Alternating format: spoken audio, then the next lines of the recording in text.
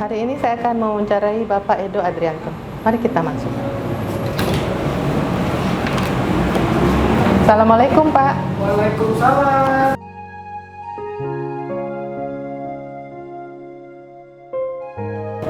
Saat ini saya bersama dengan Bapak Edo Adrianto. Apa kabar, Pak? Alhamdulillah baik, Bu Beli. Iya, terima kasih atas waktunya, Pak.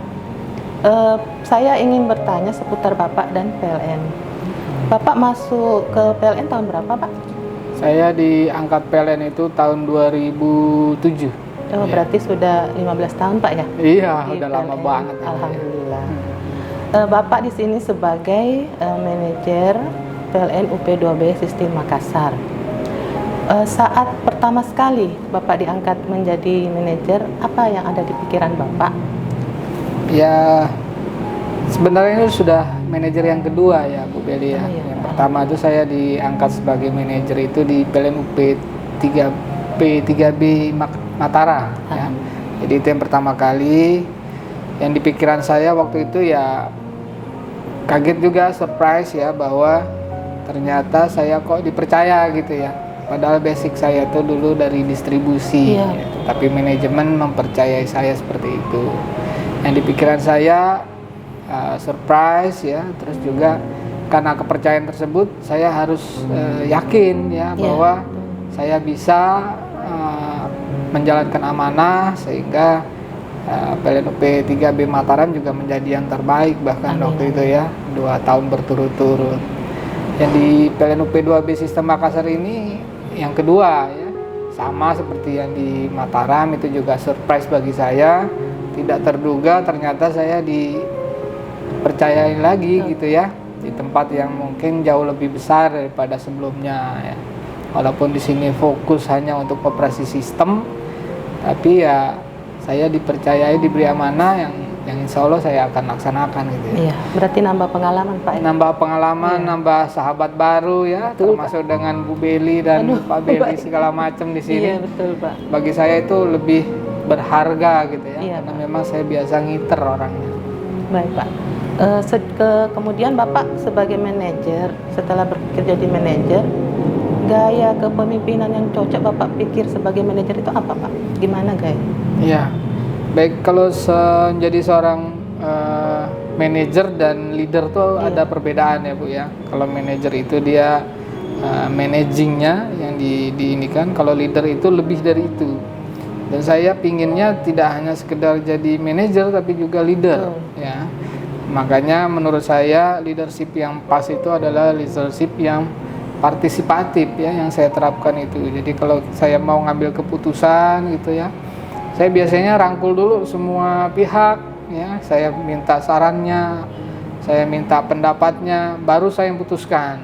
Sehingga manajemen yang saya terapkan itu biasanya manajemen partisipatif ya, semua kasih masukan dulu, semua kasih pandangan, baru saya sebagai leadernya ya, manajernya saya putuskan gitu ya. Tetap saya pengambil keputusannya, tapi saya mempertimbangkan dulu. Tidak serta-merta saya diktator gitu ya, pokoknya saya gitu ya, tidak. Saya pertimbangkan dulu masukan-masukan dari semua yang terkait.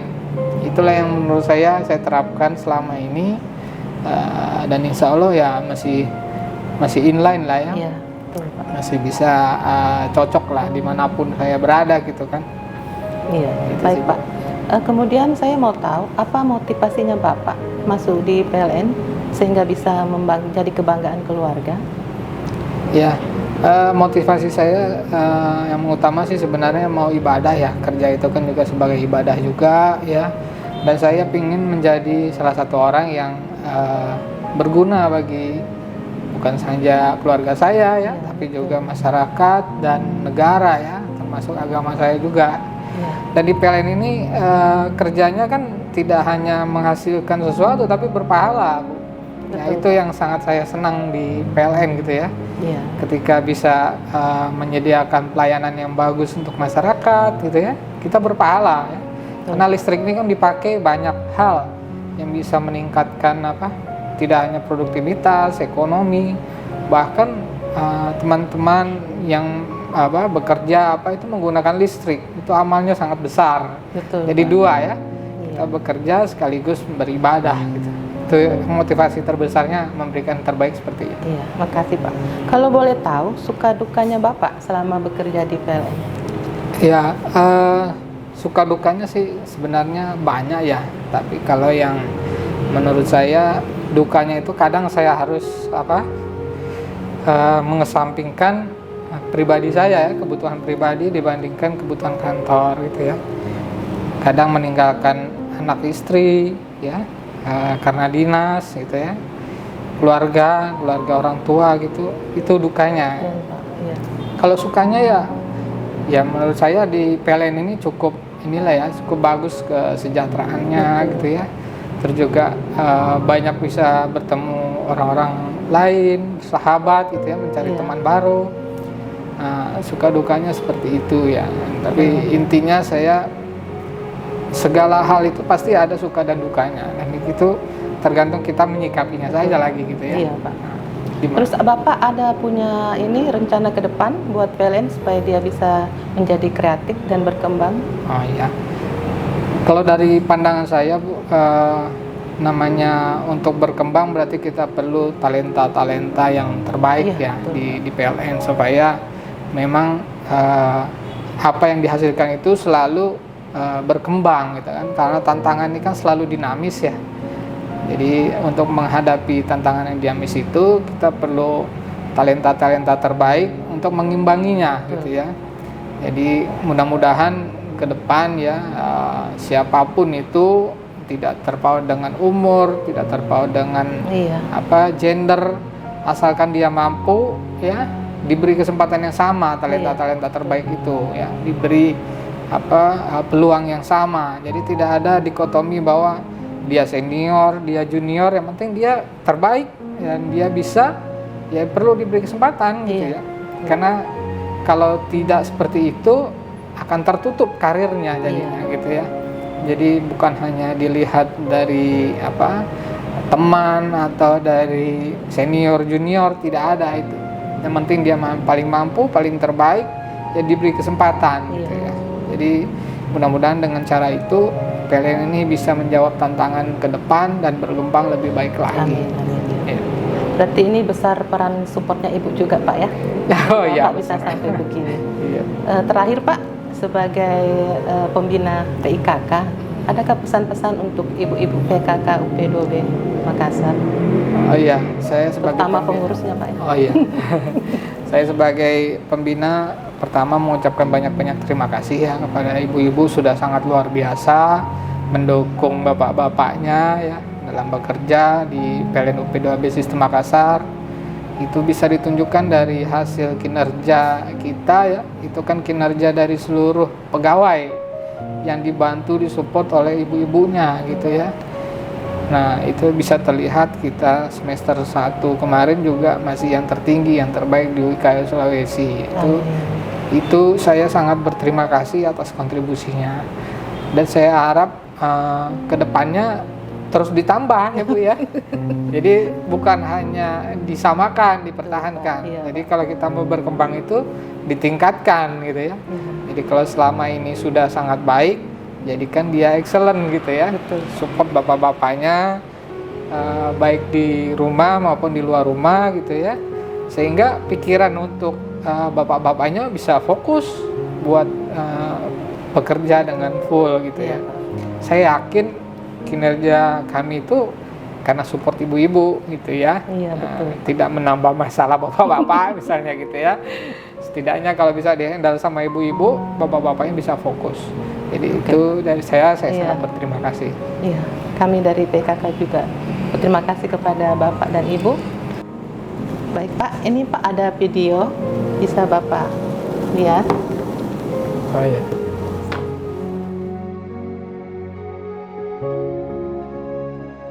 Ayahnya Edo, Pak Sarogani. Jadi sebagai pegawai negeri di Badan Pusat Statistik di Jakarta, ya tentunya sederhana saja, ya kan? Ya namanya pegawai negeri. Jadi saya bertekad untuk menyekolahkan anak saya. Ada 3 orang. Jadi Edo yang paling kecil, yang laki-laki. Ada kakaknya yang perempuan berdua. Saya bertekad untuk memberikan pendidikan yang terbaik lah buat mereka. Jadi sebagai pegawai negeri tentunya banyak perjuangannya, ya kan? Jadi bagaimana supaya dia bisa tamat sekolah dan mendapatkan pekerjaan. Jadi memang itu dilalui dengan masa-masa prihatin lah gitu. Jadi mulai dari SMP masih di dekat lingkungan rumah ada ini tempat tinggal. Kemudian kalau SMA sudah agak jauh di kota Tangerang. Di SMA inilah yang ini Pak Edo ini kadang-kadang ya ada juga lah suka-suka terlambat, ya kan? Terlambat sampai di sekolah di SMA 2. Kemudian kadang-kadang ya sudah ditutup itu gerbangnya oleh gurunya, tapi akhirnya bisa juga masuk itu belajar.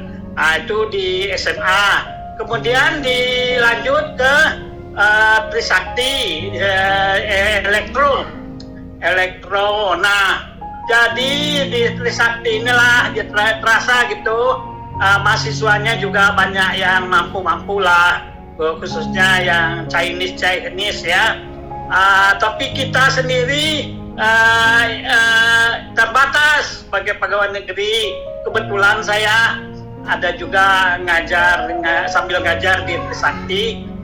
Ya itulah kadang-kadang pengalaman itu kasihan. Edo serba terbatas, barangkali uang belanjanya terbatas.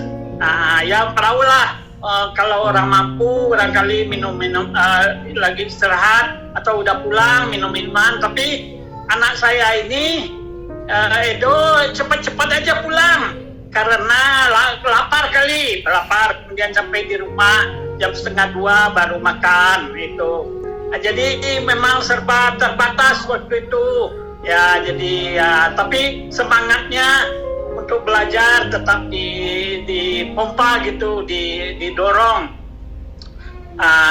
Ya banyaklah pengalaman yang yang kita lalui. Ya, namanya pegawai negeri, anak bertiga sekolah, tentu ya banyak pula lah yang kekurangannya, ya kan. Tapi alhamdulillah dia dengan berjuang itu setelah tamat dari elektro Trisakti, Edo ini dia belajar sendiri, mencari-cari pekerjaan. Kebetulan saya sudah kan dia kursus komputer di Badan Pusat Statistik, di Pusat Pendidikan dan Latihan di Lenteng Agung. Saya masukin itu kursus komputer di situ, dilaksanakan oleh kantor untuk anak-anak pegawai. Alhamdulillah itulah menjadi modal dasar bagi dia untuk bisa menguasai teknologi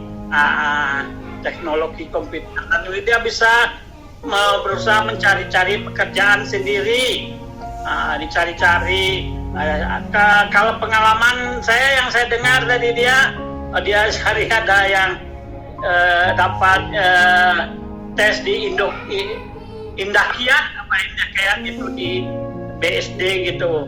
Kemudian ada yang lain. Terakhir di Telkom, kemudian ya akhirnya mendarat di PLN. Saya syukur alhamdulillah dia dapat pekerjaan tanpa dibantu orang tua, dia inisiatif sendiri. Jadi dia memang saya memang punya anak 3, yang satu saya sekolahkan sampai dengan program MM di UGM. Saya tawarkan sama Pak Edo ini anak saya laki-laki, saya juga kasihan sama dia. Edo mau nggak sekolah sampai S2 gitu.